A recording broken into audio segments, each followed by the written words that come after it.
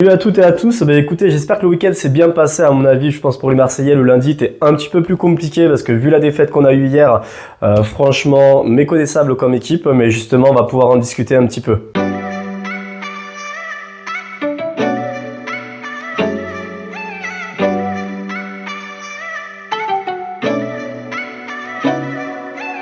Bon, je sais pas vous, mais en tout cas moi hier soir j'ai vécu une soirée quand même, faut le dire quand même assez compliquée. Bon en plus j'étais avec des collègues donc il y avait le match, il y avait un match de rugby à regarder et en plus de ça, bon moi j'avais dit je pourrais pas louper le match de l'OM les gars donc on a mis le match de rugby, le match de Marseille en même temps. Mais franchement à choisir j'aurais peut-être mieux fait de regarder le match de rugby parce que là franchement cette équipe hier soir méconnaissable. Honnêtement en toute neutralité ce match-là les gars on méritait pas du tout mais pas du tout de le gagner. C'était franchement voilà, on aurait gagné le match, franchement, ça aurait été presque du vol, tellement on a été vraiment mauvais, mais dans tous les domaines, tous les domaines.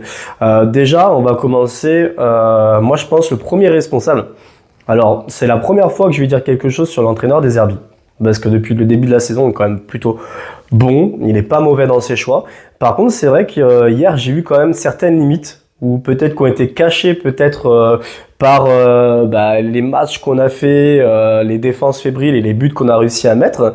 Mais en fin de compte, c'est vrai que sur les derniers matchs qu'on a pu jouer, on était quand même extrêmement efficace. Sur les derniers matchs qu'on a joué, on était quand même extrêmement efficace. Et en fin de compte, dès qu'on a un peu moins d'efficacité, au niveau des occasions, on se déclenche pas tant d'occasions que ça. Mais déjà sur la composition, comme on peut voir, moi ce que j'ai vraiment pas compris, on en reparlera sur le choix des Herbies, c'est Cornelius.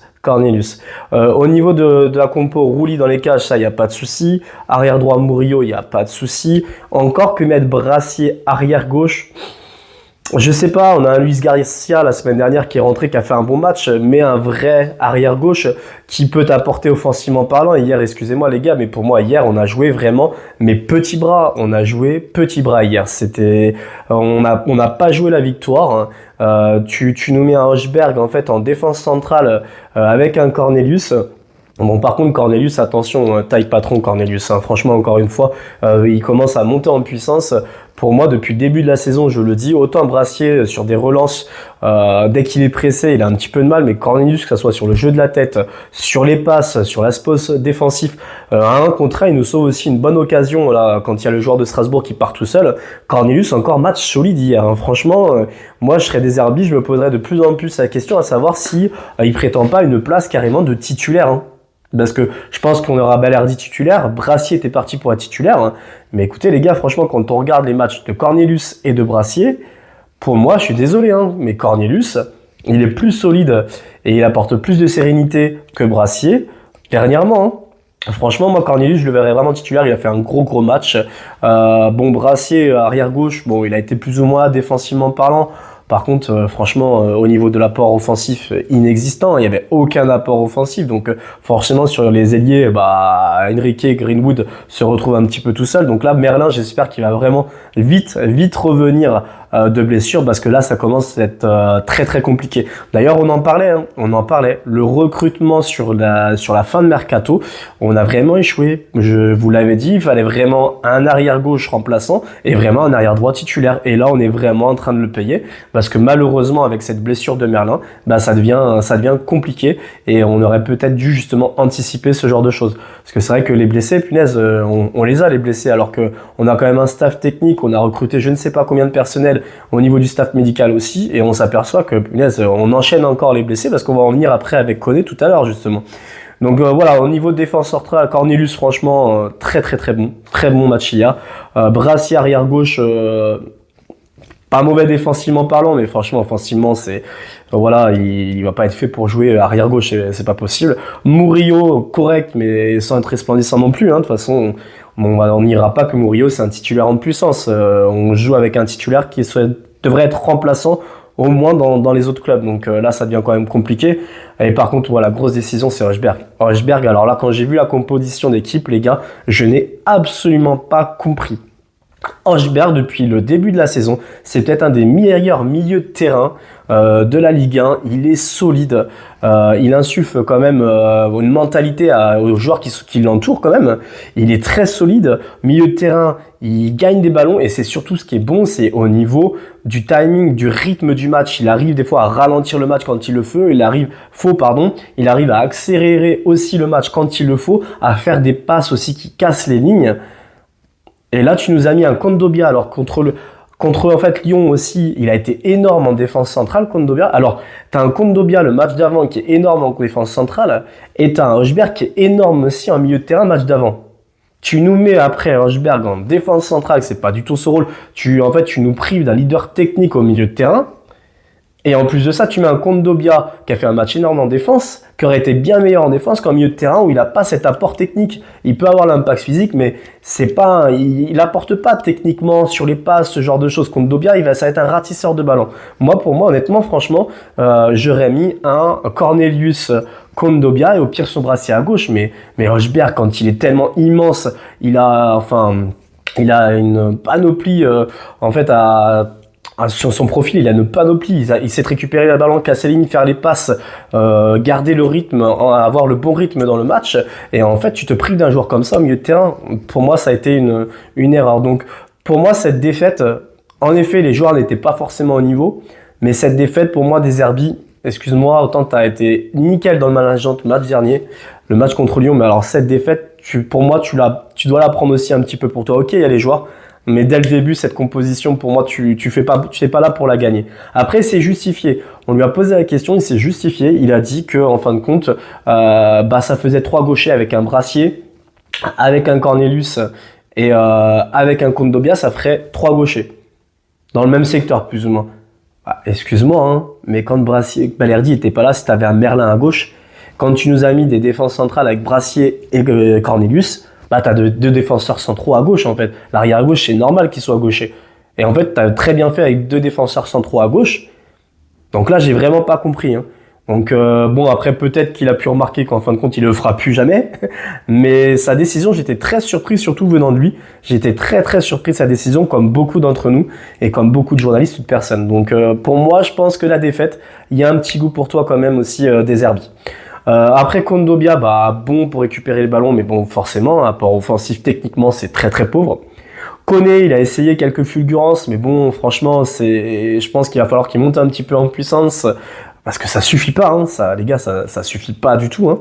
Après par contre malheureusement, encore une fois, il s'est blessé. Donc il revenait de blessure, il s'est blessé.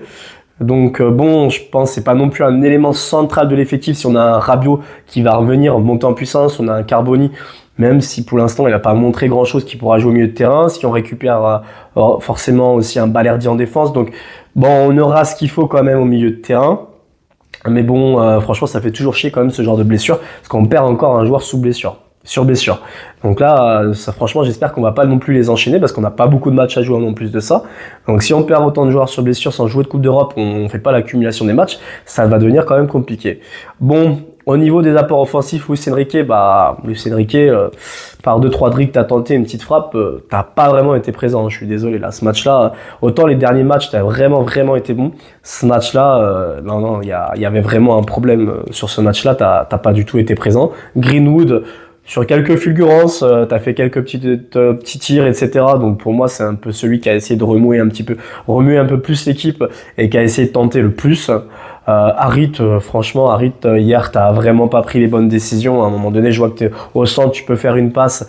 Je sais pas ce que t'essayes de faire, mais en tout cas, on perd totalement la balle et je me pose même la question si c'est pas, vous me direz en commentaire si je me trompe, mais je me demande si c'est pas sur cette action-là justement qu'on se prend le but sur le contre en fait. Donc très mauvaise décision. Harit, franchement, le match dernier c'était pas pour toi. Et là par contre les gars, je suis désolé, Wai, c'est pas possible. C'est pas possible. Comment on a pu recruter? Je pensais qu'en recrutant un Vitinha pour 30 millions d'euros, on avait tout vu. J'ai dit qu'on pouvait pas descendre plus bas. Mais Wai, c'est quand même le joueur qui est presque en train de me faire regretter un Vitinha, les gars, quand même.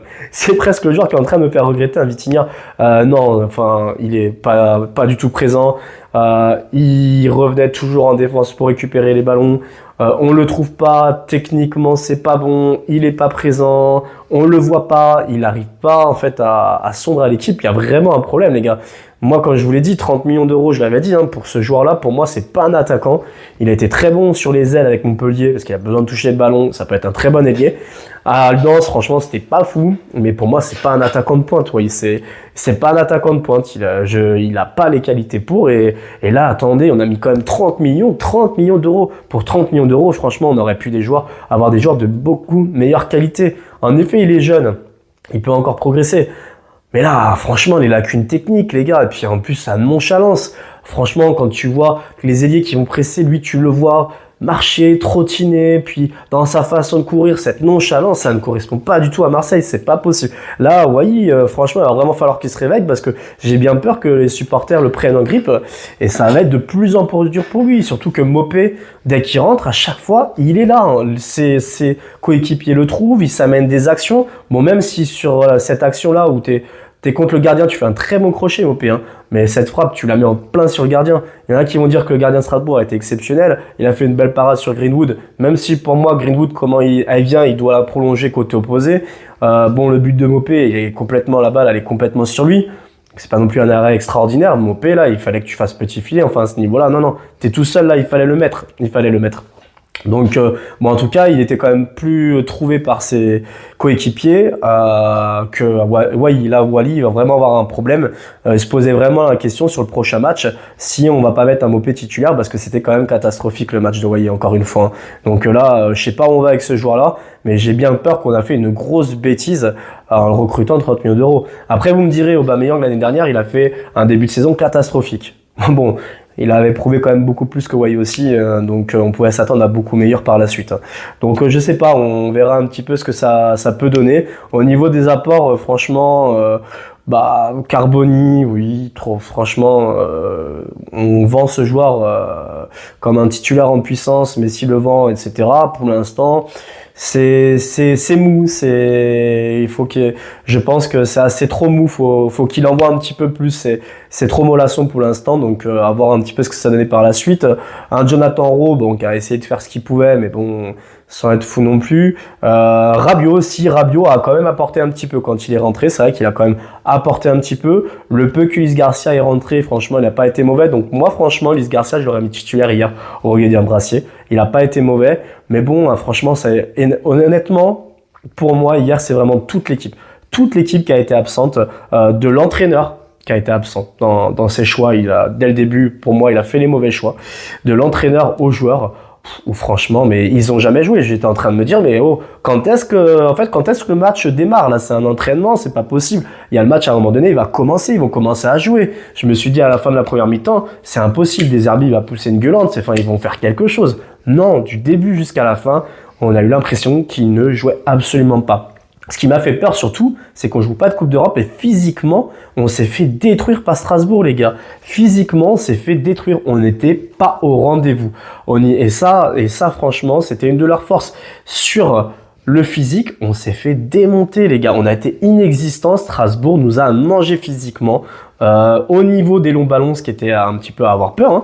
Sur les longs ballons, on a toujours été mis en difficulté sur les longs ballons, sur les longues passes. On avait parlé au niveau des stats, des statistiques un petit peu du jeu de Strasbourg. On en avait discuté. C'est ça qui me faisait peur et c'est là où on a été mis un petit peu à contribution et ça a été compliqué pour nous aussi. Donc non, franchement, en étant neutre, le match, Marseille n'a pas joué du match. Je préfère perdre, mais en tentant quelque chose, que perdre de cette façon-là où on n'a pas vu Marseille jouer une seconde quasiment pendant tout le match en fait. C'était une purge ce match. Autant on est supporters de Strasbourg, on prend du plaisir, on est supporters de Marseille. En toute honnêteté les gars, c'était une purge ce match. Inexistant de cette équipe. Donc franchement bravo à Strasbourg, ils ont mis ce qu'il fallait. Ils ont été intelligents, ils ont été malins, ils ont mis le physique. Ils ont tout donné, ils ont été bons techniquement. Honnêtement, Strasbourg a tout donné, a donné ce qu'il fallait. Ils méritent amplement cette victoire. Il n'y a vraiment rien à dire. On ne mérite même pas le match nul. C'est vraiment un match où il n'y a strictement rien à dire. Et que là, on est tombé en tout cas sur une équipe bien plus forte, je sais pas. Mais à mon avis, Strasbourg risque de faire d'autres surprises par la suite. J'en avais parlé quand même de cette équipe. Parce qu'au niveau de l'impact physique, c'est quand même impressionnant. Et ils sont pas mauvais techniquement parlant. Donc là, même au niveau de la tactique des entraîneurs, Deserbi, tu t'es fait bien manger par l'entraîneur de Strasbourg. Parce que même en deuxième mi-temps, Il n'y a pas eu de réveil, rien eu. Donc voilà, donc espérons quand même que le match contre Angers, il me semble que c'est Angers la semaine prochaine, là avant la trêve, il va falloir le gagner les gars, parce qu'on a laissé partir Paris et Monaco devant. Donc là, il n'y a pas le choix, c'est les 3 points obligatoires. Tout le monde prend des points contre Angers. Donc là, il va vraiment falloir les prendre et il faut se rattraper parce que là, on peut pas faire 2 matchs de suite de cette pauvreté-là. En fait, c'est juste pas possible. Donc là, la semaine va être très compliquée. Très compliqué quand même. Donc s'il vous plaît, le week-end prochain, les gars, redonnez-nous le sourire parce que là, faut envoyer et que là, on va récupérer Balerdi aussi en défense.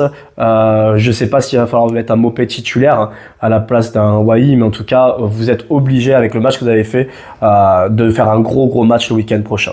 Voilà, bah écoutez, c'était l'après-match. N'hésitez pas à un petit j'aime, un petit commentaire, partagez si ça vous fait plaisir, si vous aimez la vidéo. S'il y a des choses à améliorer ou n'importe quoi, n'hésitez pas non plus à le mettre en commentaire. Et sur ce, je vous souhaite une bonne fin de semaine. Au revoir.